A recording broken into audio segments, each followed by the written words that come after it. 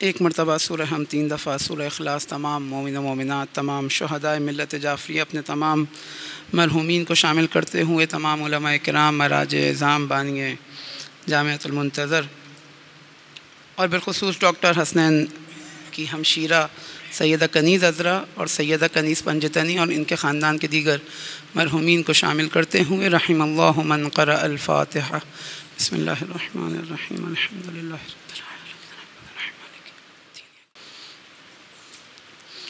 اعوذ باللہ من الشیطان الرجیم، بسم اللہ الرحمن الرحیم، الحمد للہ رب العالمین، الذي لا يبلغ مدحته القائلون ولا يحصي نعماءه العادون ولا يؤدي حقه المجتهدون، ثم الصلاة والسلام على أشرف الأنبياء والمرسلين، حبيبنا وحبيب إله العالمين أبي القاسم محمد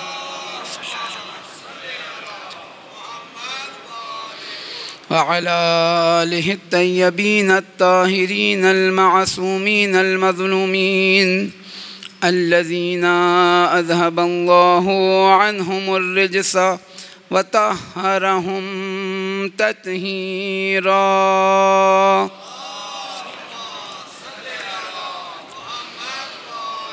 لا سيما بقية الله الأعظم إمام زماننا، روحي وأرواح العالمين لتراب مقدمه الفدا.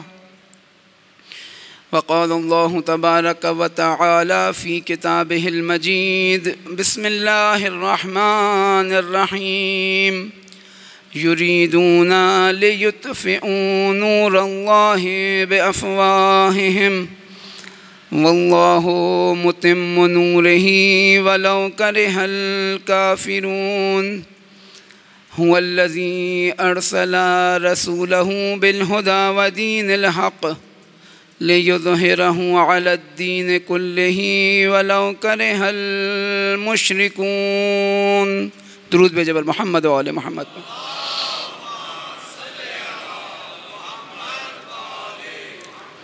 خداوند عالم کا احسان ہے، اس کا شکر کہ اس نے ہمیں یہ توفیق عطا کی کہ ہم اپنے آپ کو، اپنے گھر والوں کو، اپنے محلے، اپنے ملک اور اس زمین کو اہل بیت علیہ الصلاۃ والسلام کے ذکر سے، ان کی تعلیمات سے اور بالخصوص سید الشہداء علیہ الصلاۃ والسلام پر گریہ وزاری سے منور کر سکے.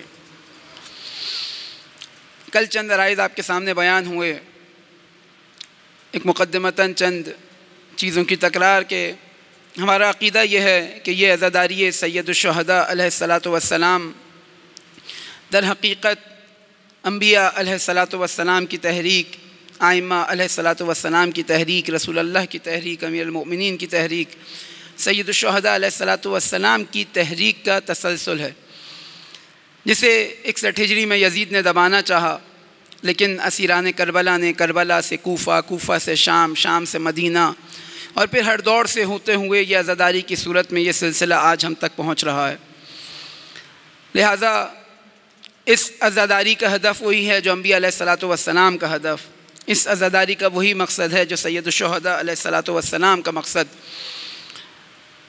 کیونکہ جس طرح روایات کے اندر بیان ہوا، یہ عزادار اہل بیت علیہ الصلاۃ والسلام کے یہ شیعہ، امام فرماتے ہیں کہ شیعتنا خلقوا من فاضل طینتنا، یہ ہماری بچی ہوئی مٹی سے خلق کیے گئے، وعجنوا بماء ولایتنا، اس مٹی کو ہمارے ولایت کے پانی سے گوندا گیا، اور ان کی زندگی کے اندر ان کی خوشی، ان کے غم، ان کے ہر چیز کا معیار اہل بیت علیہ الصلاۃ والسلام ہوتے ہیں.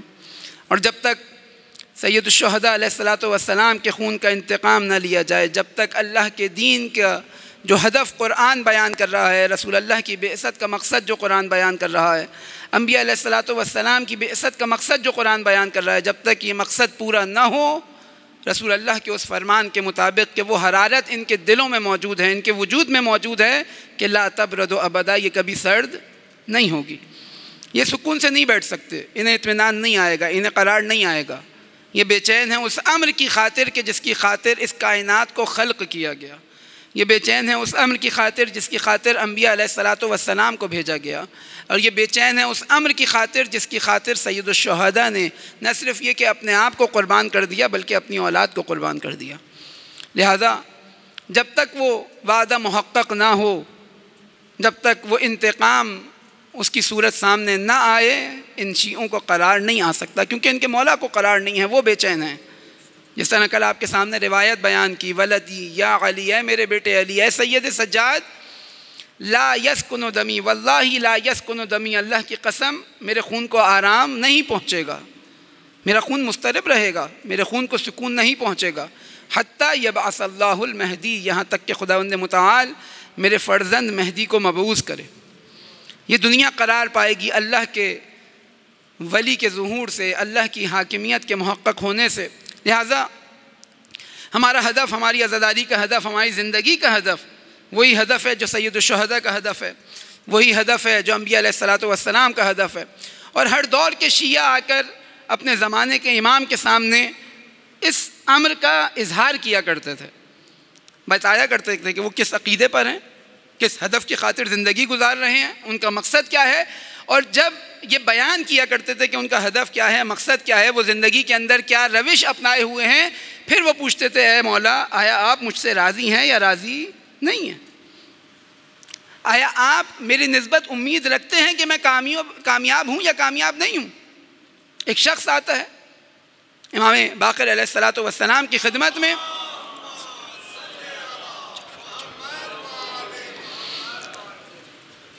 امام کے اوطاق کے اندر، اس محفل کے اندر، اس مجلس کے اندر جم غفیر موجود ہے. اب دیکھیں خود کتنی زحمتیں، کتنی محنتیں ائمہ علیہ الصلاۃ والسلام نے کی کہ کربلا کے بعد جب بیان کیا جا رہا ہے کہ بہت کم افراد رہ گئے تھے اس دین کے اوپر باقی، امام باقر کے دور کے اندر آ کر ایک مجمع امام علیہ الصلاۃ والسلام کی خدمت میں موجود ہے. یہ ایک بوڑھا شخص آتا ہے امام کی خدمت میں، امام کو سلام کرتا ہے بلند آواز کے ساتھ، امام اس کے سلام کا جواب دیتے ہیں اور امام کو کہتا ہے کہ آپ میرے اوپر لطف کریں اور مجھے اپنی جانب بلائیں. لیکن امام کے جواب سے قبل یہ جملات امام کے سامنے ادا کرتا. کیا کہتا ہے؟ واللہ لأحبکم، اے مولا اللہ کی قسم میں آپ سے محبت کرتا ہوں، وأحب من یحبکم، اور محبت کرتا ہوں ہر اس شخص سے جو آپ سے محبت کرتا ہو. اور یہ میری محبت، واللہ ما احبکم واحب من یحبکم، میں آپ سے محبت کرتا جو نہیں کرتا، میں اس سے محبت نہیں کرتا جو آپ سے محبت کرتا ہے دنیا کی خاطر، لیتا مع الدنیا، میں اس لیے نہیں کرتا کہ میرے دنیاوی فوائد اس سے جڑے ہوئے، نہیں. پھر امام سے کہتا ہے واللہ لابغض عدوکم، میں آپ کے دشمنوں سے بغض رکھتا ہوں، نفرت کرتا ہوں، وابرأ منہ، میں ان سے برات کرتا ہوں.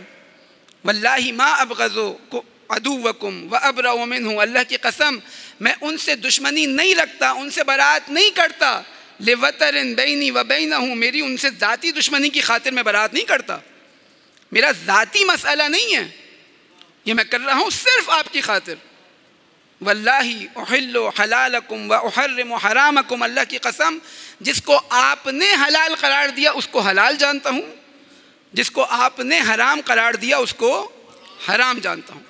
اور پھر امام سے فرماتے ہیں وانتظر امرکم، اور اے مولا ان تمام مقدمات کے باوجود میں منتظر ہوں آپ کے امر کا. فہل یرجو لی، کیا میں حق پر ہوں، کیا میری اس کامیابی پر کوئی امید باقی ہے؟ امام اپنے پاس بلاتے ہیں اس شخص کو، بٹھاتے ہیں اور کہتے ہیں کہ اے بوڑھے شخص، بے عین ہی یہی سوال جو آپ آج مجھ سے کر رہے ہیں ایک جوان نے میرے بابا سے کیا تھا. دیکھیں ہم و غم کیا ہے ایک شیعہ کا. آیا میری زندگی، میرے عقائد، میرے احکام یہ اہل بیت علیہ الصلاۃ والسلام کے معیار کے مطابق چل رہے ہیں یا نہیں چل رہے؟ اور بے چینی کس چیز کی ہے؟ وانتظر امرکم، میں انتظار کر رہا ہوں کہ کب آپ کا امر محقق ہوگا. لیکن یہ ایک ایسی بے چینی ہے، ایک ایسا اضطراب ہے ہر شیعہ کے وجود کے اندر جو اس کو بے قرار رکھتا ہے, جو اس کو بے چین رکھتا ہے, اس کے وجود کے اندر حرکت لے کر آتا ہے, اقدامات اٹھواتا ہے کہ دیکھو تم آرام سے نہیں بیٹھ سکتے, اہل بیت کا امر محقق نہیں ہے. لوگ آتے تھے مختلف, آپ دیکھیں ہر زمانے کے امام کے بارے میں روایات ہیں کہ لوگ آتے تھے اور آ کر کہتے تھے کہ اے مولا کب آپ کا امر محقق ہوگا, اے مولا اتنے لوگ آپ کے ساتھ ہیں, خراسان میں اتنے آپ کے چاہنے والے موجود ہیں. ائمہ بھی مختلف روایات کے اندر اس چیز کو بیان کر رہے ہیں. دیکھو رحم اللہ عبدا من احیا امرنا, خدا رحمت نازل کرے اس شخص پر جو ہمارے امر کو زندہ کرے. وہ کون سا امر ہے جو زندہ نہ رہ سکا؟ ہم زیارات کے اندر مختلف روایات کے اندر اس چیز کی گواہی دیتے ہیں کہ لعن اللہ من غصب حقکم, کہ خدا لعنت کرے اس پر جس نے آپ سے آپ کے حق کو چھینا. اب وہ کون سا امر ہے, وہ کون سا حق ہے جس کو چھین لیا گیا؟ دیکھیں اگر فضیلت کی بات ہے, اگر کمال کی بات ہے, اگر علم کی بات ہے, تو اس تک ایک عام انسان کی رسائی نہیں ہے, ایک عام انسان کے لیے قابل فہم نہیں ہے وہ مقامات جو مقامات ائمہ علیہ الصلوۃ والسلام کی ہیں. فضیلت چھین سکتا ہے؟ نہیں, ممکن نہیں ہے, درک نہیں کر سکتا, فہم نہیں رکھتا اس فضیلت کا, اس کمال کا, اس علم کو درک نہیں کر سکتا جو اہل بیت کے پاس ہے, اس کمال کو درک نہیں کر سکتا جو اہل بیت کے پاس ہے. اپنی معرفت کے مطابق, اپنے ظرف کے مطابق بعض چیزیں, اس بعض قطرے اس دریا سے شاید سمجھنے کی کوشش کر سکتا ہے, اس سے زیادہ ایک عام انسان کی ظرفیت نہیں ہے. بس جو چیز درک نہیں کر سکتا, جس تک رسائی نہیں, اس سے چھین نہیں سکتا.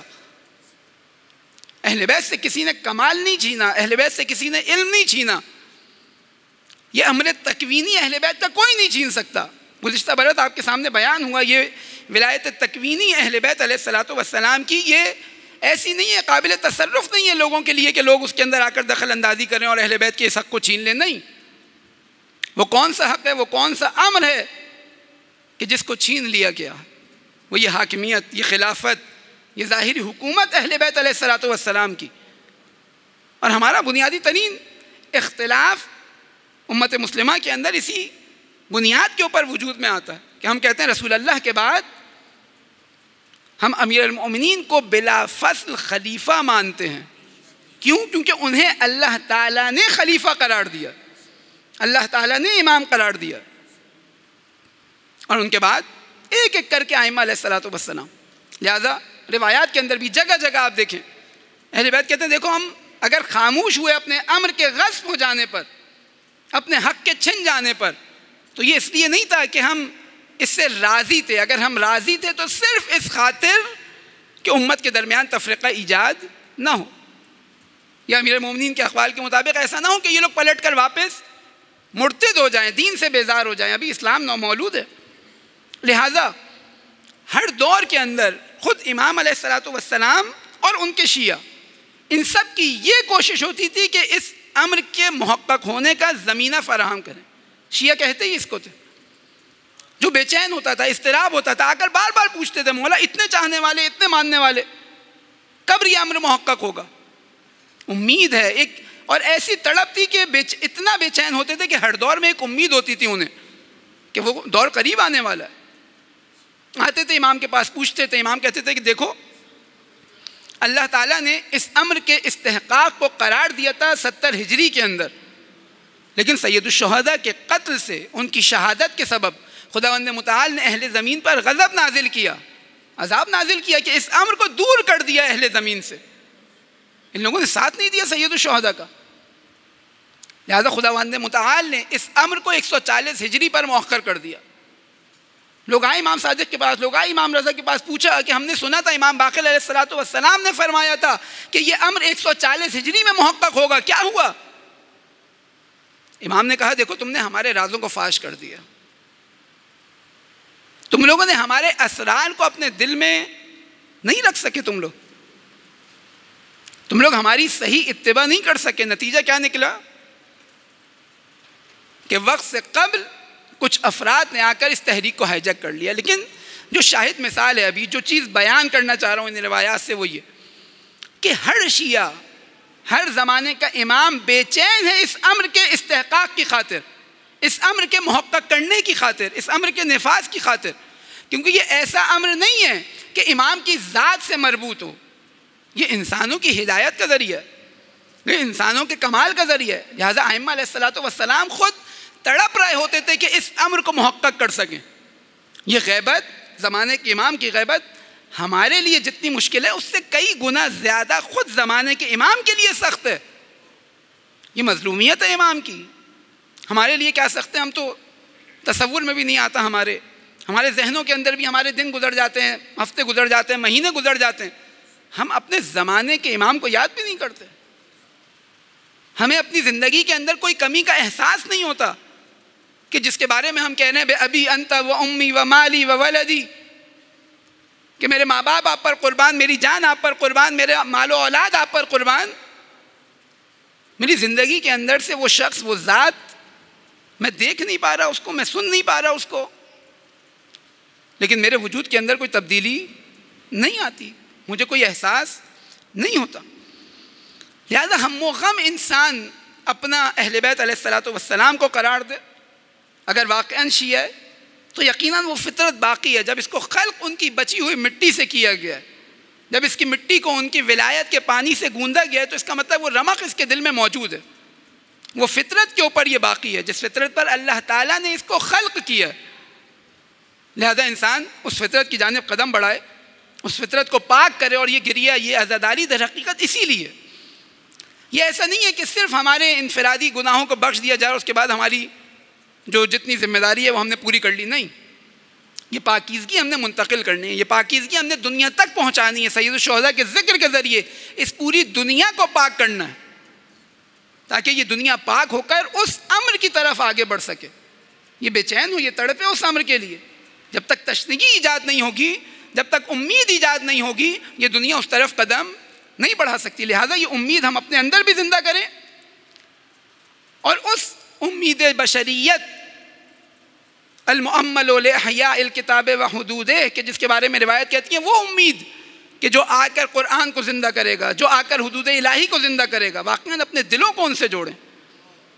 جب تک یہ رابطہ ہمارا اپنے زمانے کے امام سے نہیں ہوگا, ہم اس جانب قدم نہیں بڑھا سکتے. اگر نا امید ہو گئے, اگر ہمیں احساس نہیں ہے کہ واقعی کوئی کمی ہے ہماری زندگی کے اندر, تو ہم کبھی اس کمی کو دور کرنے کے لیے قدم نہیں بڑھا سکتے. سب سے پہلے ہمیں یہ احساس کرنا پڑے گا کہ ایک کمی ہمارے اندر موجود ہے, اس زمین کے اندر موجود ہے, اس معاشرے کے اندر موجود ہے. اللہ کا ولی ہماری نظروں سے اوجھل ہے. اگر یہ احساس ہماری زندگی کے اندر نہ ہو تو انسان اپنی زندگی کے اندر مایوس ہو جاتا ہے. کیوں؟ کیونکہ ہر طرف دیکھ رہا ہے ظلم و ستم ہے, ہر طرف دیکھ رہا ہے کہ ظلم و جور ہے, فحاشی ہے, عریانی ہے, مشکلات ہیں, مصائب ہیں. وہ کون سی امید ہے, وہ کون سی چیز ہے جو اسے زندگی کی طرف توجہ دلا رہی ہے کہ دیکھو تمہارا مقصد بہت بلند ہے, تمہارا مقصد چھوٹا نہیں ہے. اور گزشتہ برس بھی آپ کے سامنے بیان ہوا کہ حتیٰ اہل بیت کے ماننے والے اتنا بلند ہدف رکھتے ہیں, اتنا بلند ہدف رکھتے ہیں کہ کم ترین ہدف ان کی زندگی کا جنت ہوتا ہے, بلند ترین ہدف جنت نہیں ہوتا.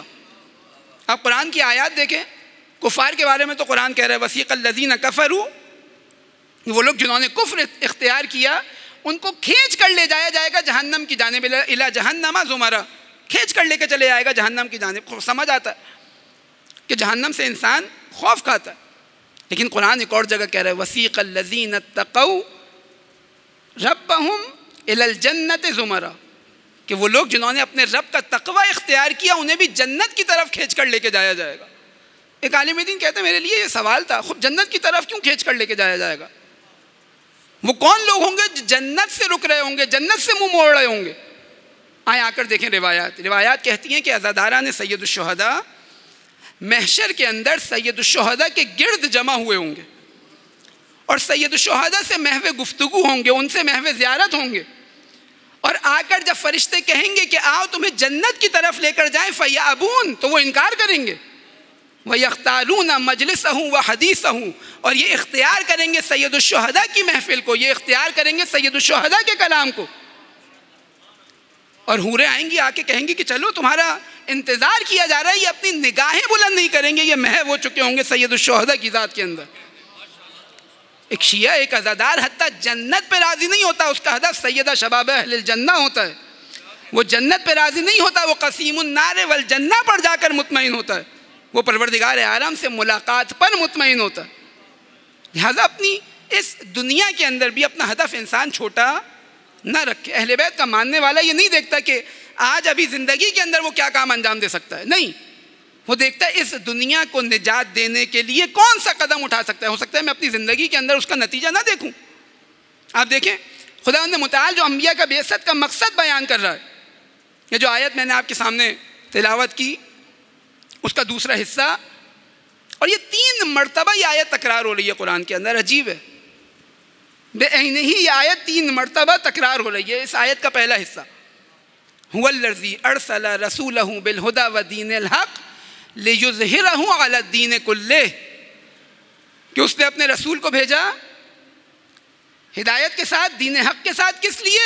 لیظہرہ علی الدین کلہ، تاکہ اس دین کو دنیا پر غالب کر دے۔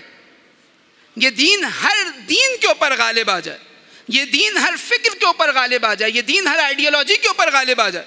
اور ہمارے لیے بھی سوال ہے، اور یہ سوال ہم نے دوسروں سے بھی کرنا ہے کہ انبیاء علیہ السلام 1,24,000 انبیاء کو بھیجا، ختمی مرتبہ حضرت محمد مصطفیٰ صلی اللہ علیہ وآلہ وسلم کو بھیجا، ائمہ علیہ السلام کو بھیجا۔ یہ ہمارے لیے سوال، یہ ہدف آیا مکمل ہوا؟ دین غالب ہوا؟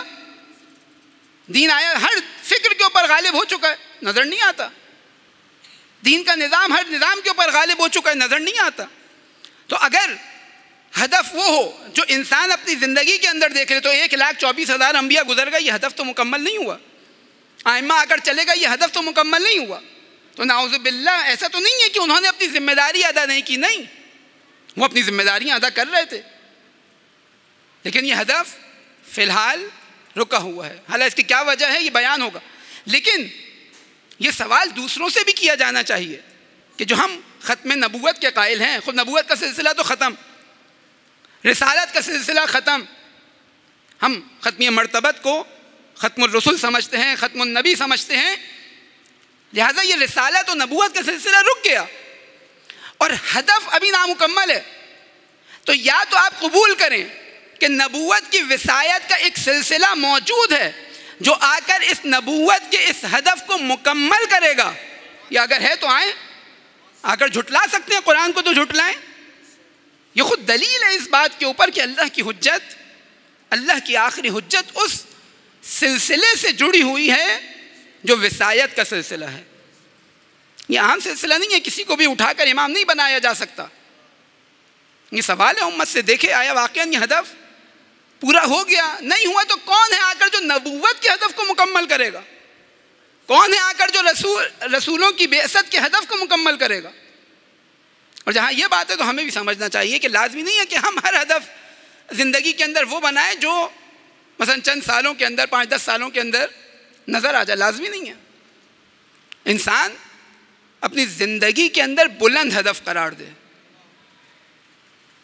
اعلیٰ ہدف قرار دے۔ روایات کے اندر ہے کہ دنیا کے اندر دنیا کے لیے ایسے عمل کرو جیسے کہ انک تعیش فیہا ابدا، تم گویا تم نے اس دنیا کے اندر ہمیشہ رہنا ہے، لیکن یہ عمل کیسا ہونا چاہیے کہ کل خدا کو اس طرح جواب دے سکو، اے عمل لآخرتک، اس طرح اس نیت تمہاری ایسی ہو کہ انک تموت غدن، کہ کل تم مر جاؤ تو اللہ تعالیٰ کے سامنے جواب دے سکو کہ یہ جو ایک قدم، چھوٹا سا قدم تم نے اٹھایا تھا، یہ بیکار نہیں تھا، یہ بہت بلند تھا، یہ اس ہدف کی خاطر تھا جو 1,24,000 انبیاء کا ہدف تھا، یہ اس ہدف کی خاطر تھا جو رسولوں کا ہدف تھا، اور یہ عزاداری سید الشہداء اسی ہدف کی خاطر ہے۔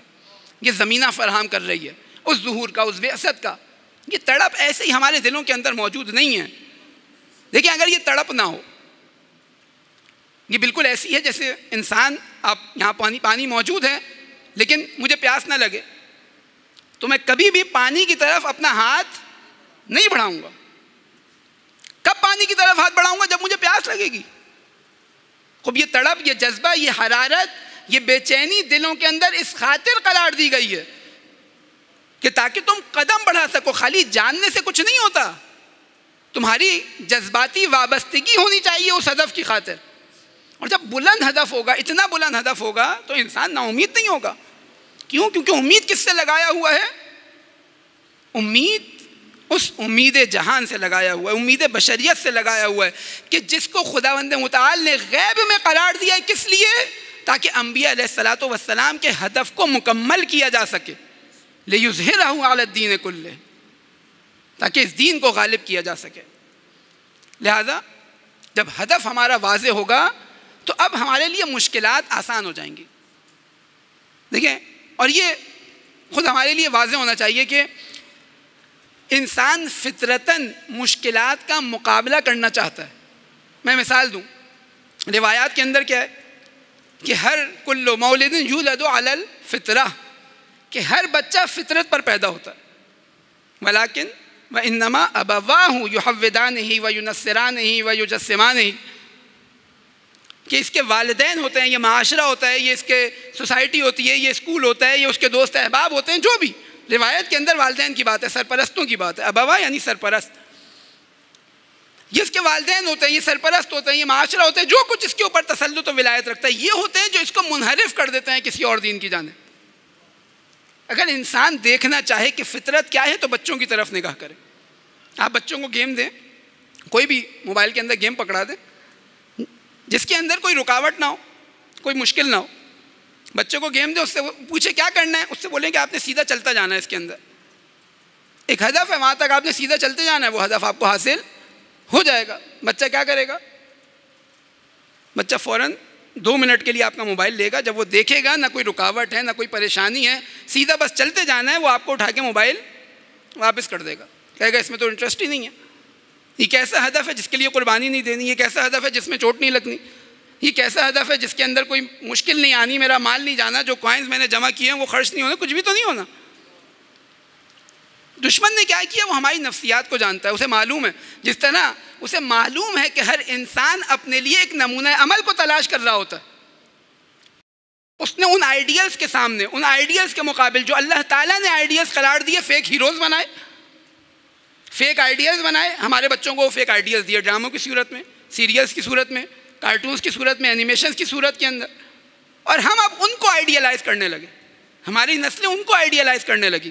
بالکل ایسے ہی بے عین ہی اس نے کیا کیا؟ اس نے فیک ٹارگٹ قرار دیا ہمارے بچوں کے لیے، اس کو جذاب کر کے بنایا. لیکن اس فیک ہدف، fake destination, fake target, fake مقصد، اس کے لیے اس نے ایسے ہی نہیں قرار دے دیا کہ بھائی چلتے جاؤ یہ حاصل ہو جائے گا. نہیں، اسے معلوم ہے اس کے اندر انٹرسٹ کب پیدا ہوگا. اس کے اندر فیک رکاوٹیں کھڑی کی، فیک بیریئرز بنائے، فیک ہرڈلز ایجاد کیے تاکہ وہ ان کو پار کرے اور احساس کرے کہ گویا اس نے بڑا کوئی کارنامہ انجام دے دیا، بڑا کوئی بڑی مصیبت سے اپنے آپ کو نکال لیا، اور پھر وہ اس ہدف تک پہنچے. دیکھیں، ہمارے سامنے فیک ہدف قرار دیا گیا، ہمارے سامنے فیک بیریئرز بنائے اور ہم اس کے اندر لگ گئے، وہ جو حقیقی ہدف تھا. اور بیان اس طرح کیا گیا کہ یہ جو مشکلات ہیں یہ گویا ہماری ناکامی کے لیے نہیں، یہ ناکامی کے لیے نہیں ہے. اگر انسان یہ ان مشکلات کو رد نہ کرے، ان مشکلات کا سامنا نہ کرے تو انسان اپنی زندگی سے نا امید ہو جائے. بلند ہدف اس کو امید دلاتا ہے، اس کے اندر حوصلہ پیدا کرتا ہے. اور جب ہدف بلند ہوتا ہے تو ہر قربانی سے انسان دریغ کر لیتا ہے. یہ چھوٹی چھوٹی چیزیں انسان کو پریشان نہیں کرتی کہ یہ مشکل آ گئی، آج یہ مسئلہ آ گیا، آج یہ مسئلہ آ گیا. نہیں، ہم کیا کہتے ہیں اپنے زمانے کے امام کے لیے؟ بے ابی انت و امی بنفسی و مالی و ولدی، میری اولاد، میری جان، میرے والدین، میرے دنیا کا جو کچھ ہے میرے اندر، میرے پاس وہ آپ پر قربان ہو جائے. کیوں؟ کیونکہ میں آپ کو وہ ہدف قرار دے رہا ہوں جو اس پوری کائنات سے بڑھ کر ہے. اور اب اگر میں بے چین نہ ہوں، اب اگر میرے اندر اضطراب نہ ہو، میرے زمانے کا امام مجھ سے دور ہے، زمانے کے امام کو وہ امر حاصل نہیں ہو سکا، وہ حق حاصل نہیں ہو سکا، اور میں سکون سے بیٹھا ہوا ہوں. میرے اندر وہ بے چینی نہیں ہے، میرے اندر وہ اضطراب نہیں ہے. میرا مولا مضطرب ہے، میں مطمئن ہوں. اس کا مطلب کیا ہے؟ کہ مجھے بھی اس معاشرے نے میرے دین سے، میری فطرت سے دور کر دیا. دیکھیں، یہ مجالس عزا، یہ کل بھی بیان کیا، یہ تسلسل ہے اس تحریک کا. یہ وہ حق و باطل کا معرکہ ہے، یہ ایک انفرادی مسئلہ نہیں ہے. آپ دیکھیں روایات کے اندر اتنا بیان ہوا، تجلسون و تحدثون، اے فضیل تم لوگ بیٹھتے ہو، آپس میں مذاکرہ کرتے ہو، بات چیت کرتے ہو. نعم جو التو فدا کہ اے مولا میری جان آپ پر قربان، ہم بیٹھتے ہیں، ہم آپس میں گفتگو کرتے ہیں، باتیں کرتے ہیں. اے فضیل مجھے ان مجالس و محافل سے جن میں تم آپس میں بیٹھ کر گفتگو کرتے ہو بہت محبت ہے. فَأَحْيُوا أَمْرَنَا، لیکن اے فضیل ان محافل و مجالس کے اندر ہمارے امر کو زندہ کرو. رحم اللہ عبدا من احیا امرنا، خدا رحمت نازل کرے اس شخص پر جو ہمارے امر کو زندہ کرے. دیکھیں یہ ایک بے چینی ہے، ایک اضطراب ہے، ایک بے قراری ہے، اور یہ ایسی بے قراری ہے کہ جس کے اندر سب سے زیادہ قرار ہے. یعنی اگر انسان واقعاً متوجہ ہو جائے، یہ دیکھیں غم کی کیفیت لوگوں کو سمجھ نہیں آتی نا یہ بات کہ ایک غم کی کیفیت کے اندر مصائب سننے کے بعد، ماتم کرنے کے بعد، گریہ کرنے کے بعد انسان کیسے مطمئن ہو رہا ہوتا ہے. یعنی وہ ایسی بے قراری کے اندر قرار رکھا ہے خداوند متعال نے. آپ دیکھیں شہید سردار کا وصیت نامہ، شہید سردار قاسم سلیمانی کا وصیت نامہ اٹھائیں، کہتے ہیں اللہ تیرا شکر کہ تو نے مجھے علی و فاطمہ کے بیٹے پر گریہ کرنے والا قرار دیا، ایک ایسی بے قراری کے اندر مجھے قرار دیا جس کے اندر قرار ہی قرار ہے. یہ ہم دعا کرتے ہیں غم کوئی نہ دے ہم کو سوائے غم شبیر، شبیر کا غم بانٹ رہا ہے تو ادھر دے. دیکھیں یہ عزاداری در حقیقت وہ زمینہ فراہم کر رہی ہے ہمارے زمانے کے امام کا، ان کے ظہور کا، ان کے بے اسد کا. یہ ایک ایسی تحریک نہیں ہے جس کا کوئی معاشرے سے تعلق نہ ہو، اجتماع سے تعلق نہ ہو. یہ ذمہ دار عزادار بناتی ہے ہمیں. یہ ہمیں اپنے زمانے کے امام کی نصرت کرنے والا قرار دیتی ہے. ہم زیارت اربعین پڑھ رہے ہیں، خداوند متعال سے دعا ہے خداوند متعال ہم سب کو امام حسین علیہ الصلوۃ والسلام کے محضر میں روزہ اربعین، زیارت اربعین پڑھنے کی توفیق نصیب فرمائے. ہم گواہی دیتے ہیں زیارت کے اندر وَالنُّصْرَةِ لَكُمْ مُعَدَّةٌ، مولا یہ نصرت آپ کے لیے آمادہ ہے، تیار ہے. یعنی میں اس غیبت کے دور کے اندر اطمینان سے نہیں بیٹھا ہوا، میں غیبت کے دور کے اندر سکون سے نہیں بیٹھا ہوا، میں آپ کے لیے آمادگی کر رہا ہوں، تیاری کر رہا ہوں. میری اولاد آپ کے لیے تیار ہو رہی ہے، میں اپنے معاشرے کو آپ کے لیے آمادہ کر رہا ہوں، میرا گھر آپ کے لیے آمادہ ہو رہا ہے. لیکن یہ آسان جنگ نہیں ہے، یہ حق و باطل کا معرکہ. آج ہم دیکھ رہے ہیں کتنی مشکلات ہیں دنیا کے اندر، کتنے مسائل ہیں. اس دنیا کے اندر عدل کا نظام قائم ہوتا ہے. کتنا گہرا ایک عمیق رابطہ سید الشہداء علیہ الصلوۃ والسلام نے اپنی تحریک کا اس ظہور سے قرار دیا. ہم دیکھیں کہتے ہیں نا حسین وارث آدم، حسین وارث نوح، حسین وارث ابراہیم، حسین وارث موسیٰ و عیسیٰ. جب ہے تو سید الشہداء کا ہدف و مقصد کیا ہے؟ وہی ہدف و مقصد جو انبیاء علیہ الصلوۃ والسلام کا تھا. اب ان زیارت کو جو ہم یہ آیات جو آپ کے سامنے تلاوت کی، یریدون لیطفئوا نور اللہ بافواہہم، یہ سازشیں کر کر، یہ دھماکے کر کر، یہ قتل و غارت کر کر، یہ مختلف برنامے بنا کر اپنی پھونکوں کے ذریعے اللہ کے نور کو بجھانا چاہتے ہیں. واللہ متم نورہ، اللہ اپنے نور کو کامل کر کر رہے گا، تمام کر کر رہے گا. ولو کرہ الکافرون، چاہے کافرین کو گرا ہی کیوں نہ گزرے.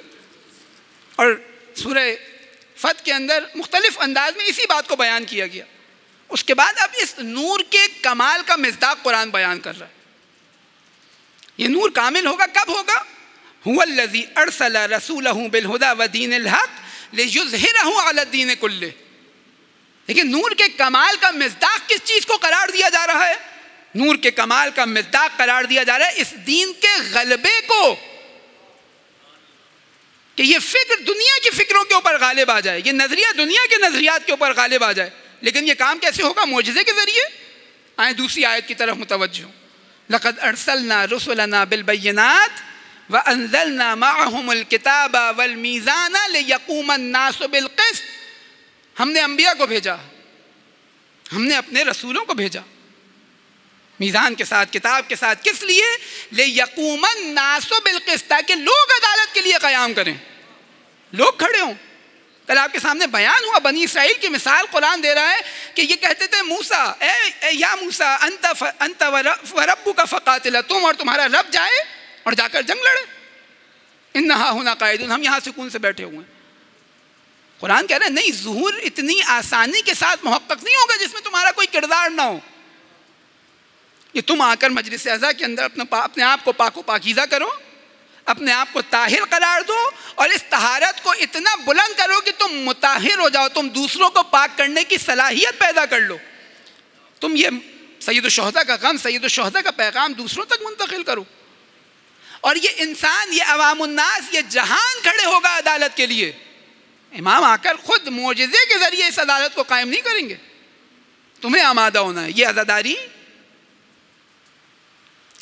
یہ حضرت حجت کے ظہور کی تحریک، یہ ہمارے دل کے اندر وہ تڑپ کو ایجاد کرتی ہے۔ دیکھیں کل بھی میں نے ذکر کیا، زیارت عاشورہ کے اندر بار بار ہمیں کہا جا رہا ہے دہراؤ کہ خداوند متعال میں سوال کرتا ہوں تجھ سے، جس نے حسین کو کرامت عطا کی، سید الشہداء کے ذریعے مجھے باکرامت قرار دیا، کیا سوال کرتا ہوں کہ مجھے قرار دے سید الشہداء کا انتقام لینے والوں میں۔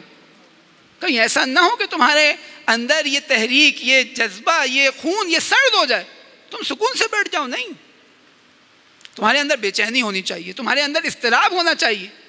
افضل عمل قرار دیا گیا ہے انتظار کو۔ افضل عمل یعنی کوئی حرکت، کوئی اقدام، سکون سے بیٹھے رہنے کو تو عمل نہیں کہتے۔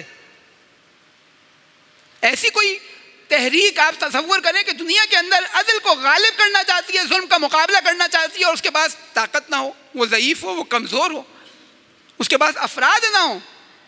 آپ دیکھیں اہل بیت نے کئی جگہوں کے اوپر جہاں شیعوں کی کیفیت کے اوپر بات کی، دیکھو تمہاری یہ کیفیت نہیں ہے، تمہارا یہ معیار نہیں ہے کہ تمہاری بنیاد کے اوپر اقدام کیا جا سکے، ابھی اپنے معیار کو بلند کرو۔ بے چینی ہے، لیکن اس بے چینی کے ساتھ اہل بیت چاہتے ہیں کہ یہ بے چینی، یہ اضطراب انہیں عمل کے اوپر لے کر آئے۔ ہارون مکی کا واقعہ آپ کے ذہن میں، سہل ابن خراسانی امام کے پاس آتے ہیں، اور حسن ابن سہل خراسانی، اور امام اتنے چاہنے والے خراسان کے اندر، کہا کتنے، 1 لاکھ، 2 لاکھ، 3 لاکھ، 4 لاکھ، 5 لاکھ، کہا یہ تندور روشن ہے، جاؤ تندور میں جا کے بیٹھ جاؤ۔ امام میں تو آپ کے لشکر کی آمادگی کے لیے بتانے آیا تھا کہ کتنے لوگ آپ پر قربانی دینے کو تیار ہیں۔ امام کہتے ہیں ٹھیک ہے، نہیں جاؤ۔ باتیں کرنے لگتے ہیں خراسان کے کیا حالات ہیں، ایران میں شیعوں کے کیسی حالت ہے، کیا کیا مسائل ہیں تمام۔ ہارون مکی داخل ہوتے ہیں، روایت کہتی ہے ہاتھ میں ابھی چپل ہے، امام کو سلام کرتے ہیں، السلام علیکم یا ابن رسول اللہ۔ امام کہتے ہیں ہارون مکی چپل پھینکو، تندور میں کود جاؤ۔ ہارون چپل پھینکتے ہیں، تندور میں بیٹھ جاتے ہیں۔ سہل ابن حسن خراسانی پریشان، اب امام گفتگو کر رہے ہیں، ان کو بے چینی ہو رہی ہے، اضطراب ہے کہ پتہ نہیں کیا ہوا ہوگا تندور کے اندر۔ جب امام دیکھتے ہیں بہت بے چین ہے، کہتے ہیں جاؤ جا کر دیکھو۔ اب جو ڈھکن اٹھایا، ہارون مکی اطمینان کے ساتھ، سکون کے ساتھ بیٹھے ہوئے ہیں۔ امام کہتے ہیں ایسے کتنے ہیں؟ کہتے نہیں مولا ایسا تو ایک بھی نہیں ہے۔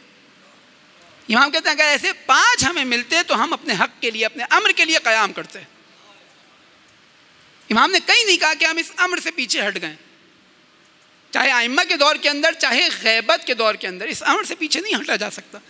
یہ اہل بیت کا جہاں حق ہے، وہاں اہل بیت کی ذمہ داری ہے، اہل بیت کی ذمہ داری ہے اس امر کو حاصل کرنا، لہذا زمینہ فراہم کیا۔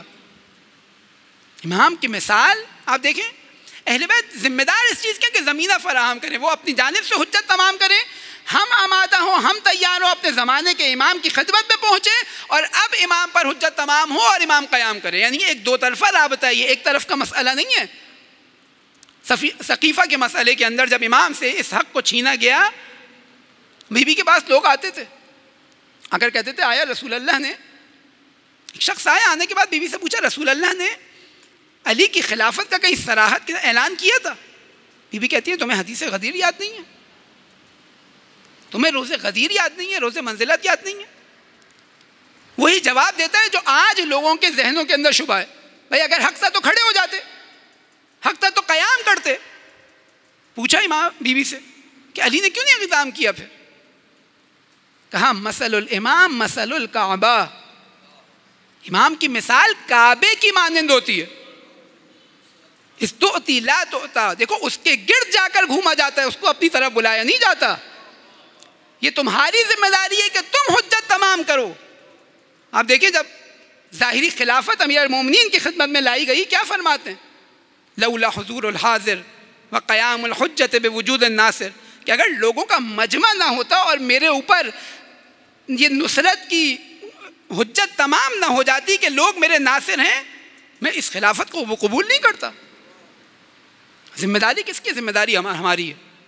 سب سے پہلی ذمہ داری سید الشہداء کے عزاداروں کی ہے کہ وہ اپنے آپ کو ایک انفرادی زندگی تک محدود نہ رکھیں، بلکہ اجتماع کے اندر، اجتماعی مسائل کے اندر، جس طرح روایات کے اندر روح کو بیان کیا گیا، من اصبح ولم یہتم بامور المسلمین فلیس منہم، اس حال میں صبح کرو کہ تمہیں معلوم نہ ہو دنیا کے اندر کیا مسلمانوں کی حالت ہے، تم مسلمانوں میں سے نہیں ہو۔ روح کو بیان کیا جا رہا ہے۔ دیکھو ایسا نہیں ہو سکتا، دیکھیں اتنا انفرادی عمل نماز شب سے زیادہ تو ہمیں نہیں تاکید نظر آئی نا، کہ اتنی تاریکی کے اندر تنہا کھڑے ہو اللہ کی بارگاہ میں خضوع و خشوع کے ساتھ یہ چند رکعات پڑھو۔ کہا گیا کہ وہاں پر بھی جب قنوت کے لیے ہاتھ بلند کرو تو 40 مومنین کے لیے دعا کرو۔ یعنی ایک اجتماعی ذمہ داری ایک ایسی چیز جو ہمیں اجتماع سے مربوط رکھے، ہمیں لا تعلق نہ بنائے اپنی سوسائٹی سے۔ معاشرے کے اندر کیا ہو رہا ہے، معاشرے کے اندر مسائل کیا ہیں، اتنے مسائل ہم دیکھ رہے ہیں اپنے معاشرے کے اندر، غربت کے، بجلی کے مسائل ہیں، جابس کے مسائل ہیں، اور ہمارے اندر وہ بے چینی ایجاد نہ ہو، ہمارا مومن بھائی پریشان ہو، یہ بے چینی ایجاد نہ ہو ہمارے اندر کہ ہم اس کی مدد کر سکیں۔ آپ روایات اٹھا کے دیکھیں، ایک روایت آپ کے سامنے بیان کروں اور اسے جوڑوں امام کے ظہور کے ساتھ۔ ایک شخص آتا ہے امام صادق علیہ الصلوۃ والسلام کی خدمت میں،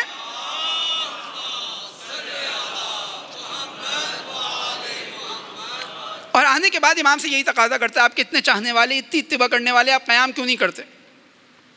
امام کہتے ہیں اچھا تم لوگ ایک دوسرے کی جیبوں میں ہاتھ ڈال کر اگر ضرورت کے مطابق پیسے نکال لو تو ناراحت ہوتے ہو یا راضی رہتے ہو؟ کہا نہیں ابھی تک تو ایسی نوبت نہیں آئی۔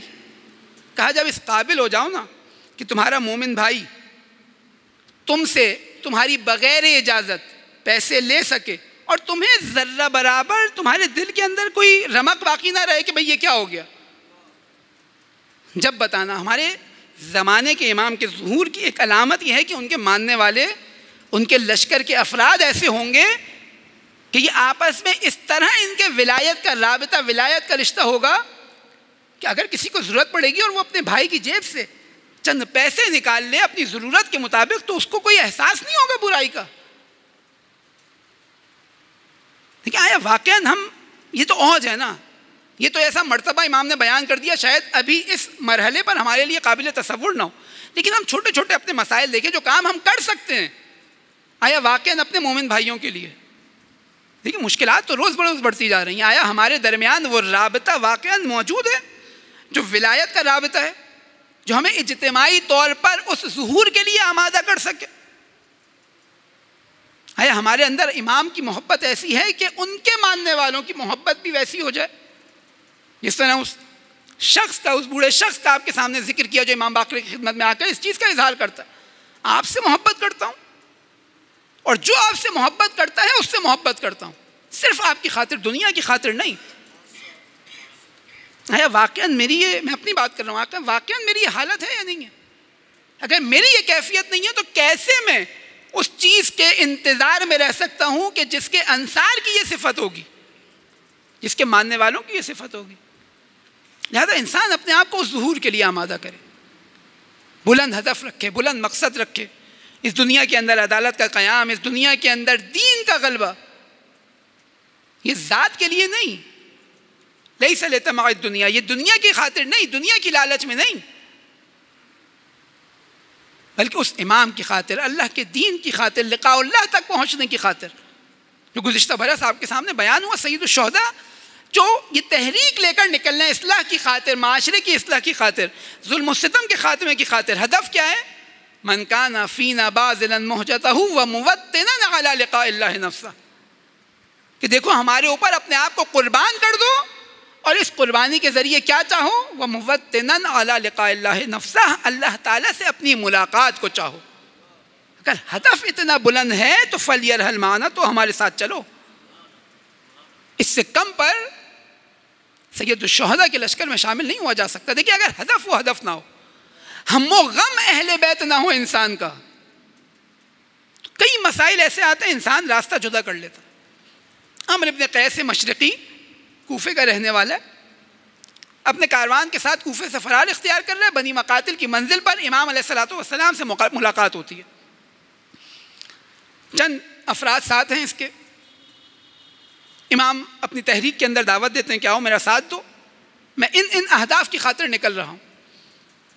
یہ لوگ انکار کرتے ہیں کہ ہم تجارت کا سامان ہمارے پاس ہے، نان نفقہ لوگوں کا ہمارے اوپر واجب ہے، بیوی بچے ہمارے، یہ مسائل ہیں، یہ مسائل ہیں، ادھار لیا ہوا ہے. مختلف مسائل بیان کرتے ہیں، بہانے بیان کرتے ہیں. امام کہتے ہیں خوب ٹھیک ہے، اگر ساتھ نہیں دینا چاہتے تو اتنا دور چلے جاؤ کہ میرے استغاثے کی آواز تم تک نہ پہنچے. کیونکہ اگر میرے استغاثے کی آواز تم تک پہنچے اور تم نے اس آواز پر لبیک نہ کہا تو خداوند متعال تمہیں منہ کے بل جہنم میں ڈال دے گا. یہ لوگ جانے لگتے ہیں. قیس ابن عمرو رک جاتا ہے، عمرو ابن قیس مشرقی رک جاتا ہے. کہتا ہے لیکن اے حسین ابن علی، میری ایک شرط ہے، میں آپ کی بیعت کرتا ہوں، آپ کے لشکر میں آپ کے ساتھ ہوں، لیکن ایک شرط پر، کہ جب تک میری موجودگی سے میں آپ کی جان کی حفاظت کر سکوں میں آپ کے ساتھ ہوں. لیکن اگر میں یہ دیکھوں گا کہ میرے ہونے یا نہ ہونے سے میں آپ کو بچا نہیں پاؤں گا تو آپ مجھ سے میری بیعت، اپنی بیعت اٹھا لیں گے، مجھے آزاد کر دیں گے. امام کہتے ہیں ٹھیک ہے آ جاؤ. یہ امام کے ساتھ آ جاتا. بنی مقاتل سے کربلا 2 محرم پہنچے امام. 7 محرم کو پانی بند ہوا، یہ امام کے ساتھ ہے. شب عاشور امام کے ساتھ ہے. روز عاشور جنگ میں امام کے ساتھ ہے، لڑتا ہے، چند لعینوں کو واصل جہنم کرتا ہے. ظہر عاشور امام کے ساتھ ہے.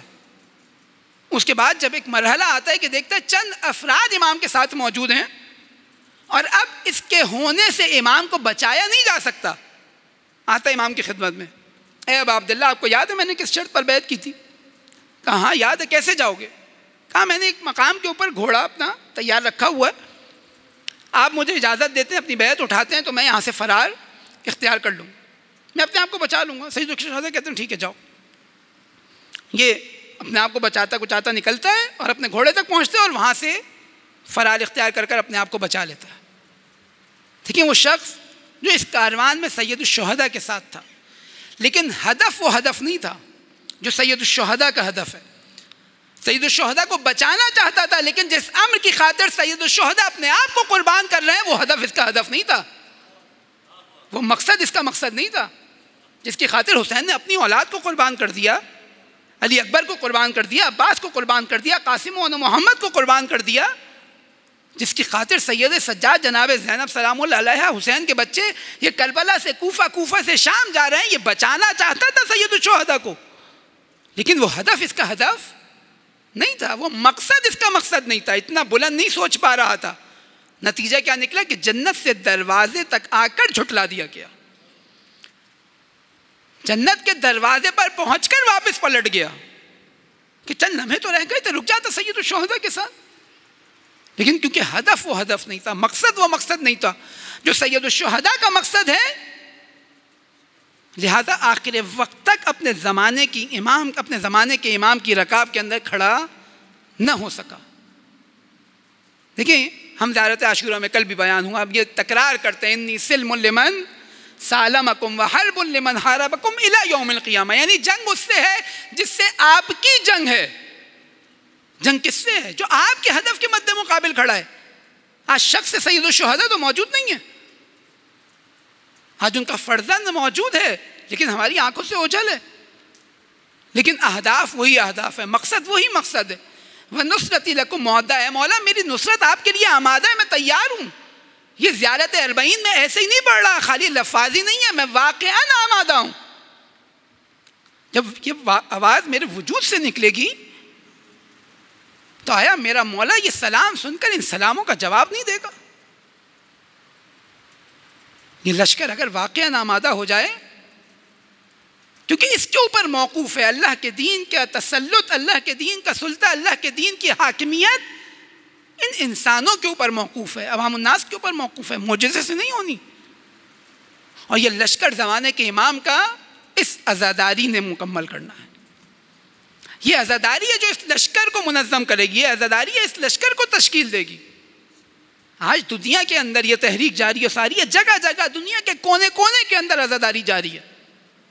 حج 40 ظہور کی تجلی بن کر دنیا کو اپنی حقیقت بیان کر رہا ہے.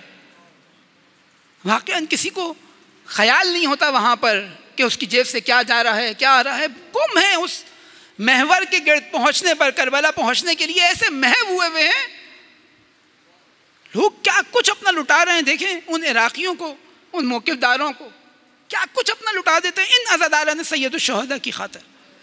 لیکن یہ کیفیت, اس کیفیت کی آج ایک تجلی موجود ہے. یہ کیفیت بڑی ہوگی, یہ کیفیت وسعت اختیار کرے گی.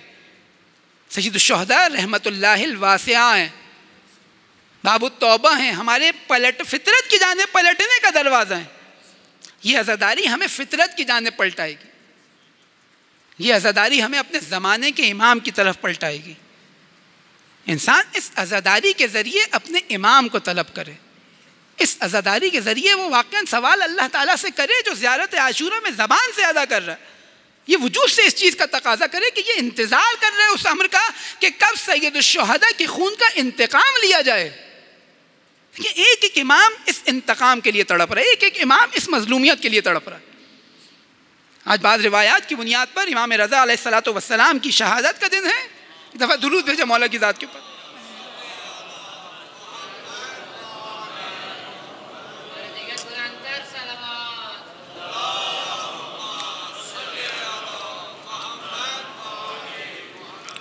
کم ظلم نہیں ہوا, ہر امام کو قتل کیا گیا, ہر امام کو زندان میں ڈالا گیا یا نظر بند کیا گیا. لیکن ہر امام جس مصیبت کو یاد کیا کرتا ہے وہ سید الشہداء کی مصیبت. روایات کے مطابق اتنا وسیع ہے یہ کشتی, یعنی بعض روایات کے مطابق امام کہتے ہیں کہ ہم سب سفینہ نجات ہیں, لیکن سید الشہداء کی کشتی یہ باقی کشتیوں سے زیادہ وسیع ہے. اس کے اندر زیادہ سرعت ہے, یہ ساحل تک پہنچانے کی زیادہ صلاحیت رکھتی ہے. خدا نے متعال کی رحمت کا دروازہ قرار دیا سید الشہداء کو. ہر امام گریہ کر رہا ہے. محرم آتا تھا, امام فرماتے ہیں کہ یہ اپنا شبیب میرے بابا موسیٰ کاظم جب چاند دیکھتے تھے محرم کا تو ان کے اوپر غم کی ایک کیفیت طاری ہو جاتی تھی, روز گریہ کیا کرتے تھے. اور جب روز عاشور آتا تھا تو یہ گریہ اتنا طاری ہو جاتا تھا کہ امام کی ریش مبارک ان کے آنسوؤں سے تر ہو جاتی تھی. اپنا شبیب یہ وہ محرم ہے کہ جاہلیت کے زمانے کے اندر اس محرم کا احترام کیا جاتا تھا. لوگ قتل و غارت نہیں کرتے تھے, لیکن یہ اپنا شبیب اس امت نے اپنے نبی کی حرمت کو اسی محرم کے اندر پامال کر دی. رسول اللہ کے نواسے کو قتل کیا, کما ذبح الکبش, جس طرح بھیڑ بکریوں کو ذبح کیا جاتا ہے حسین کو ذبح کر دیا گیا. کم مصیبت نہیں ہے اور عجیب شباہت ہے امام رضا کی کربلا سے. نہیں معلوم کربلا سے شباہت ہے, مدینے سے شباہت دی جائے. جب امام موسیٰ کاظم کی شہادت واقع ہوئی, ہارون کہتا ہے کہ اپنے لشکر کو کہتا ہے کہ جاؤ, جا کر مدینے میں بنی ہاشم کے محلے کو لوٹنا شروع کرو. یہ جاتے ہیں ایک ایک سادات کے گھروں کو لوٹتے ہیں, گھروں کو آگ لگاتے ہیں اور پھر جاتے ہیں امام رضا علیہ الصلوۃ والسلام کے گھر پر. امام رضا موجود ہیں, گھر کی ساری خواتین کو ایک کمرے کے اندر امام لے کر جمع کر دیتے ہیں. یہ گنڈے, یہ دہشت گرد پہنچتے ہیں اس دروازے پر, دروازے کو آگ لگاتے ہیں اور امام سے کہتے ہیں کہ ہم نے سارا لباس, سارا زیورات سب لوٹنے. امام مقابلے پہ کھڑے ہو جاتے ہیں, دروازے کے سامنے کھڑے ہو جاتے ہیں. امام کہتے ہیں میں اجازت نہیں دے سکتا کہ تم گھر کے اندر داخل ہو. وہ کہتے ہیں نہیں, ہم سب کچھ لوٹ کر لے جانے کا حکم دیا گیا. امام کہتے ہیں مجھے اجازت دو, میں جاؤں, جتنی چیزیں گھر کے اندر موجود ہیں لا کر تمہیں دے دوں, لیکن اجازت نہیں دے سکتا کہ ناموس کی چادر چھینو, میری ناموس کے زیورات چھینو. یہ لعین اس وقت رک گئے. امام گئے اتاق کے اندر, سارے لباس اضافی جمع کیے, زیورات جمع کیے اور لا کر ان لعینوں کو دے دیے. میں کہوں گا مولا کتنے خوش قسمت ہے نا. وہ مصیبت جو سید سجاد نے دیکھی, ہاں آپ کے بابا کا لاشا بھی چند دنوں تک اس پل بغداد پر پڑا رہا, لیکن بالآخر لوگوں نے دفنا دیا. لیکن لا یوم کا یوم کا یا ابا عبداللہ, اے حسین آپ کے جیسا کوئی دن نہیں ہے. آپ کے فرزند نے جو دیکھا، امام جہاں جہاں جاتے تھے نا گریا کرتے تھے. ایک شخص نے کہا اے مولا اے سید سجاد اتنا کیوں گریا کر رہے ہیں؟ امام کہتے ہیں دیکھو یعقوب کے 11 فرزند تھے، ایک فرزند آنکھوں سے اوجھل ہوا، اتنا گریا کیا کہ نابینا ہو گئے. ارے میرے سامنے میرے بھائیوں کو قتل کر دیا گیا، میرے باپ کے لاشوں کو پامال کیا گیا، میرے باپ کا سر تن سے جدا کر دیا گیا. ارے کیسے گریا نہ کروں؟ بہت سخت تھا سید سجاد کے لیے یہ امتحان. اے مولا امام رضا آپ نے گریا کیا اپنے بابا پر، آپ کے بابا کی تدفین ہوئی، آپ کے بابا کو کفن ملا، لیکن آپ بھی زندگی بھر اس حسین پر گریا کرتے رہے کہ جب سید سجاد 11 محرم کو کربلا سے گزرے، یہ واحد اسیر تھا جس کے دست پا کو اونٹ سے باندھ دیا گیا تھا. ایک ایک بیوی اپنے آپ کو اونٹوں سے اپنے عزیز کے لاشے پر گراتی جاتی، لیکن ہائے میرا مولا کہ اپنے آپ کو اونٹ سے گرا بھی نہیں پاتا تھا. ارے اونٹ سے ایسا باندھا ہوا تھا کہ نہ جانے سید سجاد وہ منظر دیکھ کر کیا حالت ہو گئی. جب جناب زینب سید الشہداء کے لاش کو بلند کرتی ہے نا، اللہ کی بارگاہ میں کہتی ہے الہی تقبل منا ھذا القربان، ایک مرتبہ سید سجاد کے چہرے کی جانب نگاہ پڑتی ہے، بی بی دیکھتی ہے کہ سید سجاد کی حالت متغیر ہے. اے میرے بابا کی نشانی، اے میرے بھائی کی نشانی، ارے گویا تم بھی ہمیں چھوڑ کر جا رہے ہو. اے بھوپی اماں، ارے ہاتھ پاؤں بندھے ہوئے ہیں، باپ کا بے سڑ لاشا بے گور و کفن کربلا کی زمین پر پڑا ہوا ہے. جوان بیٹا اپنے باپ کو دفنا بھی نہ پائے، ارے مرنے کی آرزو نہ کرے تو کیا کرے. ہاں یہ منظر گزرا سید سجاد نے، ایک ایک منظر دیکھتے جاتے ہیں. بابا کا سر نیزے پر بلند ہے، شام کے زندان میں باپ کی توہین کی جا رہی ہے. ارے سید سجاد نے کیسے اس چیز کو برداشت کیا ہوگا؟ ہاں کہتے ہیں کہ دیکھو اگر رسول اللہ اس امر کا حکم نہ دیتے کہ میرے اہل بیت سے محبت کرو، بلکہ حکم دیتے کہ میرے اہل بیت کے خلاف جنگ کرو، تو بھی یہ لعین، تو بھی یہ امت اس سے زیادہ ہم پر ظلم و ستم روا نہیں رکھ سکتی تھی. ارے جب جب میری بہنیں، جب جب میری پھوپھی اپنے بھائی کے سر کو دیکھ کر گریا کرتی تھی، ارے یہ لعین میرے سامنے ان کو تماچے مارا کرتے تھے. روایت کہتی ہے ایک مرتبہ جناب ام کلثوم نے ان لعینوں کو کہا کہ ان سروں کو ہمارے پاس سے ہٹا دو. اب جو سر کو ہٹانے لگے، ایک مرتبہ بی بی نے گریا کیا، ایک لعین نے اپنا ہاتھ بلند کیا، سید سجاد کی موجودگی میں اس ناموس پر حملہ ہوا. شاید یہی وجہ ہے علماء کہتے ہیں جب بھی گریا کرتے تھے پوچھا جاتا تھا اے سید سجاد ارے کون سی منزل زیادہ مصیبت والی تھی؟ کہتے تھے الشام الشام الشام.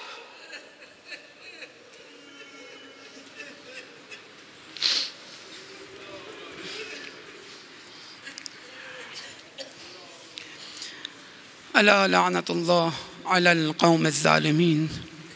خداوند متعال اس قلیل سی عبادت کو اپنی بارگاہ میں قبول و مقبول فرما. ہم سب کا شمار ہمارے زمانے کے امام کے اعوان و انصار میں فرما. دنیا میں جہاں جہاں مومنین کفر و استکبار کے خلاف برسر پیکار ہیں، خداوند متعال ان کی مدد و نصرت فرما. ہم سب کو ان کی حمایت کی توفیق نصیب فرما. انقلاب اسلامی کو امام زمانہ کے عالمی انقلاب سے متصل فرمائے. مراج اعظام خصوصاً رہبر معظم کا سایہ دراز فرمائے. خداوند متعال دنیا میں جہاں جہاں اہل بیت کی توہین ہو رہی ہے، پاکستان میں ہمارے زمانے کے امام کی توہین کی گئی، دنیا میں قرآن کی توہین کی جا رہی ہے، خداوند متعال تجھے واسطہ سید الشہداء کے ذکر کا ان تمام لعینوں کو ہمارے سامنے اسی زمانے میں نشانہ عبرت قرار دے دے. ہم سب کو اس ظلم و ستم کے خلاف صدائے احتجاج بلند کرنے کی توفیق نصیب فرمائے. ملت تشیع پر آنے والی مشکلات و امتحان میں کامیاب و کامرانی عطا فرمائے. ہم سب کا شمار امام زمانہ کے اعوان و انصار میں فرمائے. ہماری عاقبت ان کی راہ میں شہادت نصیب فرمائے. ربنا تقبل منا انک انت السمیع العلیم برحمتک یا ارحم الراحمین. ماتم حسین.